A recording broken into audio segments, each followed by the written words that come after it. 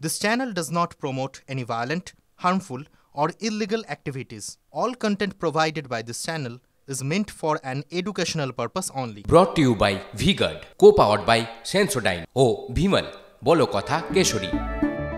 Associate sponsor Ultratech Cement।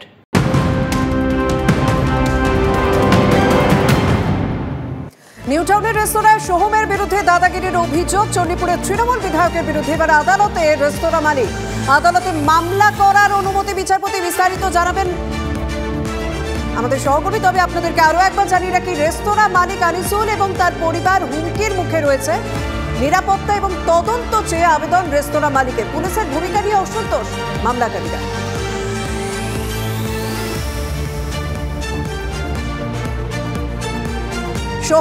Soham চণ্ডীপুরের বিধায়ক, তৃণমূল কংগ্রেসের বিধায়ক। কয়েকদিন আগে আমরা সেই ছবি তুলে ধরেছিলাম। নিউ টাউনের রেস্তোরাঁ সামনে গাড়ি রাখা নিয়ে রীতিমতো দাদাগিরি। সিসি ক্যামেরা ফুটেজ আমরা এখনো দেখাচ্ছি আপনাদের সেই দিনের ঘটনা।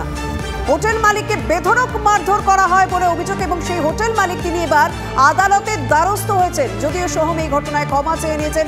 সোহমও পাল্টা পুলিশের দ্বারস্থ হয়েছিল এবং সেই ঘটনায় এবার আদালতের দ্বারস্থ রেস্তোরাঁ মালিক। কারণ তিনি বলছেন আনিসুল এবং তার পরিবার হুমকির মুখে রয়েছেন। নিরাপত্তা এবং তদন্ত চেয়ে আবেদন রেস্তোরাঁ মালিকের।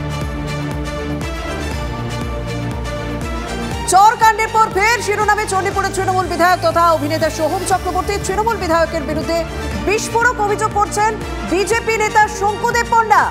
তার অভিযোগ, মালয়েশিয়ার এক চুল ব্যবসায়ীর ছেলের অপহরণের ঘটনাতেও নাকি সোহমের যোগ রয়েছে। এই ঘটনায় ইতিমধ্যে 16 জন তৃণমূল কর্মীকে গ্রেপ্তার করেছে পুলিশ। কিন্তু সোহমকে ছেড়ে দেওয়া হচ্ছে কেন, প্রশ্ন শঙ্কুদেব পণ্ডা।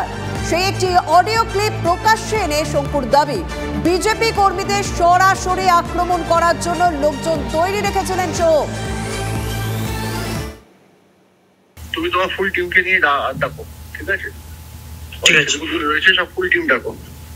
আজকে ওখান থেকে আমরা যাবো, ভগবানপুর থানায় যাবো, ঘেরাও করবো যতক্ষণ না ছেলেগুলোকে অ্যারেস্ট হবে।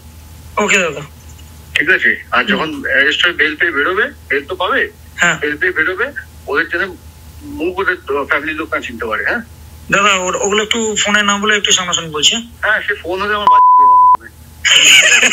আমি এখনই আসছি দাদা, আপনি ওয়েট করুন, আমি আসছি।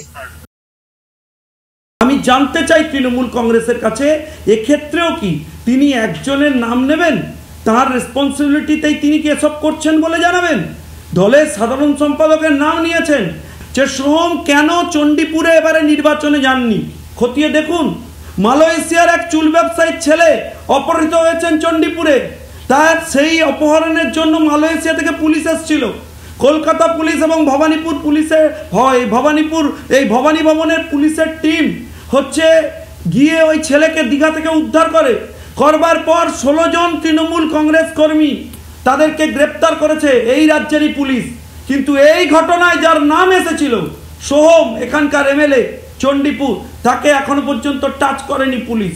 আমি জানতে চাই যে এই সমস্ত ঘটনায় সোহমের বিরুদ্ধে অফিসিয়ালি এই রাজ্য পুলিশ অ্যাক্ট করবে।